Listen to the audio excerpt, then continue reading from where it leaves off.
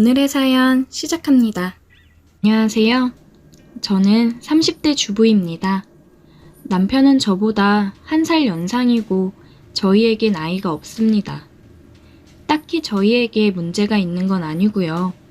소위 말하는 딩크족이라고 하죠. 저와 남편은 좀 더 부부관계를 즐기며 살기로 했습니다. 시댁에서도 큰형님 댁에 아들이 둘이나 있어서 그런지 저희가 결혼해서 아이를 갖고 싶지 않다고 말씀드려도 너희 삶이니 너희가 행복하게 알아서 살면 된다고 하시더라고요. 남편은 현재 미국에 본사를 둔 외국계 금융회사를 다니고 있습니다. 업무의 특성상 1년에 2번은 꼬박꼬박 미국에 한두 달씩 출장을 다니고 있고요. 제가 욕구가 많은 편이라 남편이 없는 시간이 너무 힘이 듭니다. 저는 결혼 전 필라테스 요가 강사를 하다가 남편이 일을 하지 않았으면 하는 눈치여서 지금은 잠시 쉬고 있습니다. 솔직히 말해서 저는 얼굴도 나쁘지 않고 몸매도 좋은 편이라 예전부터 남자들에게 많은 관심을 받았어요. 그러다 보니 자연스럽게 많은 남자를 만나볼 수 있었고 반면에 남편은 공부를 열심히 하던 범생이 스타일이었습니다. 하지만 저도 한 남자에게 정착하고 싶어서 지금의 남편을 만났고 저를 아껴주고 사랑해주는 남편을 만나 결혼을 했습니다. 저희 부부는 금술도 좋고 나이 차이도 적어서 어떨 때는 친구처럼 애인처럼 행복하게 잘 지내고 있어요. 저는 사실 아이도 없고 일이 없다 보니 시간이 평소에 많이 남아요. 혼자서 수영도 하고 요가도 다니면서 시간을 보낼 때가 많아요.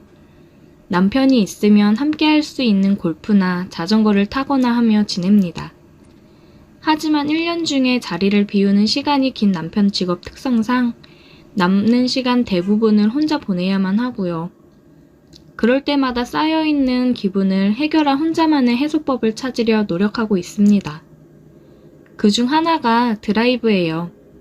제 차는 현재 결혼 전 남편이 타던 6년 된 소나타를 타고 다니는데 남편도 저도 차를 좋아해서 남편은 결혼 후에 조금 무리해서 외제 스포츠카 브랜드의 SUV를 구매했어요.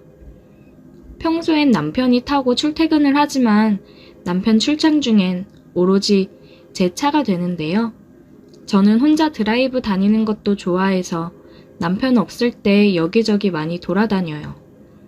이건 올 초에 있었던 일인데 남편이 출장을 가고 혼자서 이것저것을 하며 지내다가 문득 또 답답해져서 남편 차를 몰고 강원도로 향했어요.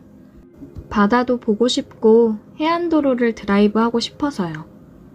저는 강원도 고성까지 올라갔다가 7번 국도를 타고 속초로 내려오는 길이었어요.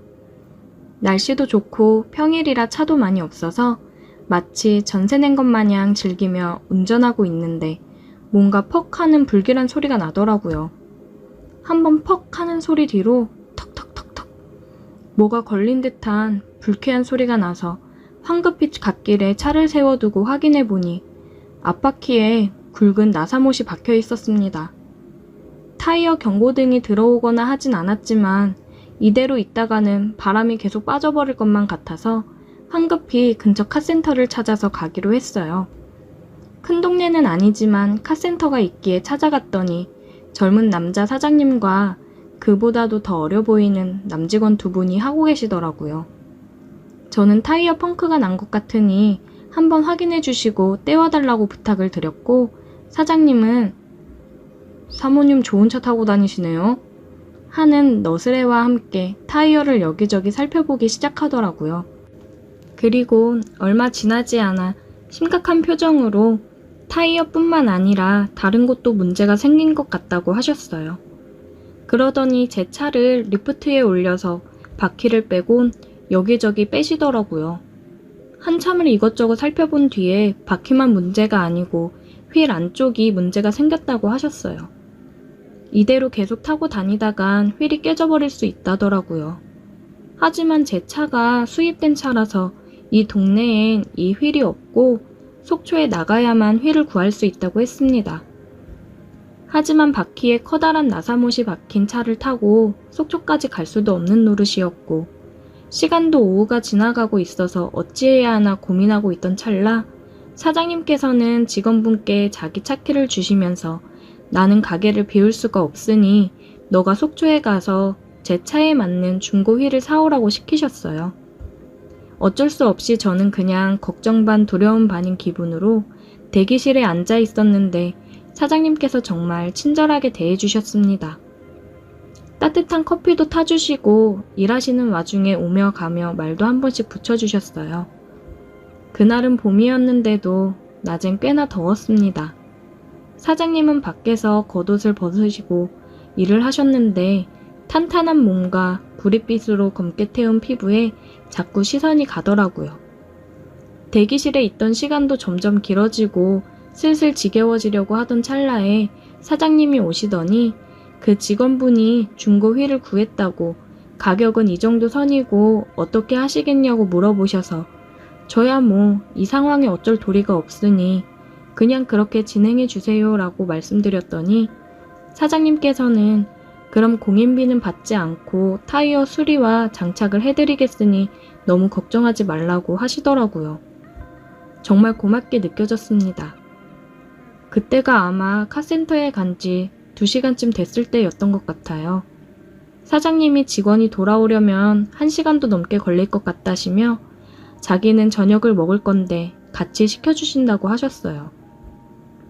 저는 한사코 괜찮다고 말했지만 사장님께서는 시간이 늦었으니 식사를 하시라고 하시며 근처 식당에서 백반을 2인분을 주문하셨어요.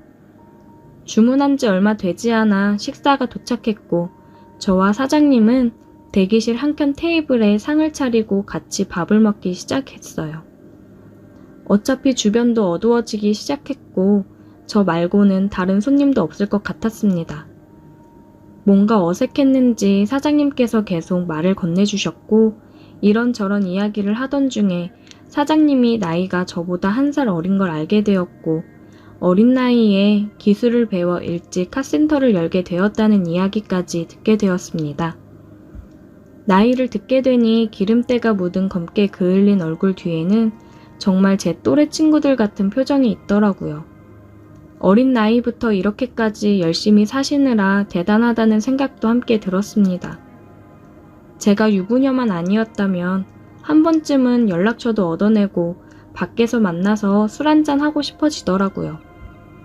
사장님과 함께 식사를 하며 이야기를 나누고 나니 놀라고 불안했던 마음은 온데간데 없어져 버렸습니다. 배도 부르고 마음이 놓이니까 잠이 쏟아지더라고요.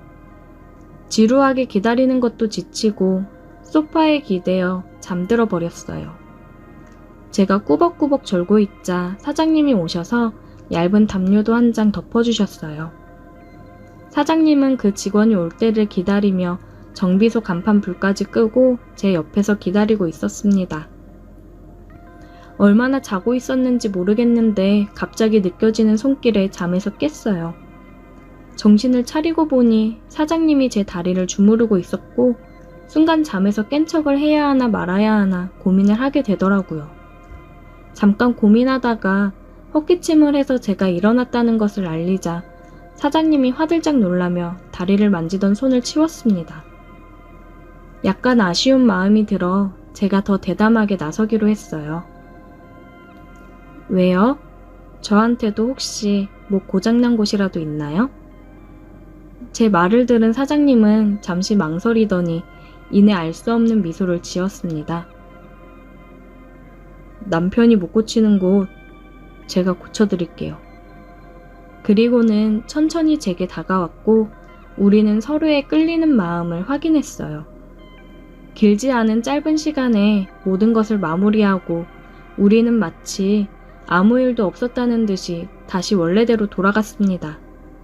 그리고 머지않아 직원이 부품을 싣고 도착했습니다.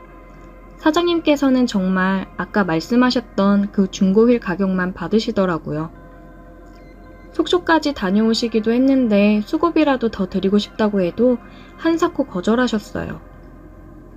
날은 이미 어둑어둑해졌고 더 이상 여행을 이어가는 건 무리라고 판단하고 그 길로 다시 집으로 돌아왔네요.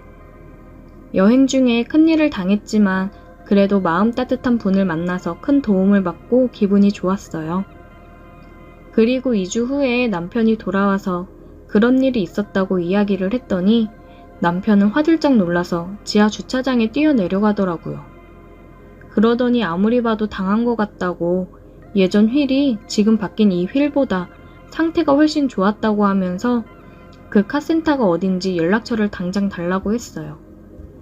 남편은 한참을 전화로 씨름을 했지만 예전 휠은 이미 폐품으로 팔아서 찾을 수가 없다는 말만 듣고 포기했어요. 저는 남편에게 내가 당한 거냐고 물었지만 남편은 그냥 허탈하게 웃더라고요. 그게 벌써 몇 달 전 일이네요. 아니 정말 저는 그 친절함과 따뜻함에 큰 감동을 받았었는데 정말 제가 눈탱이에 맞은 게 맞을까요?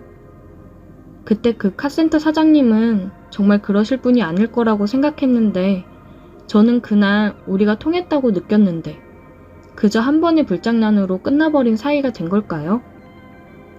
오늘의 사연 여기까지입니다. 오늘도 들어주셔서 감사해요. 구독, 좋아요, 알림 설정 부탁드려요.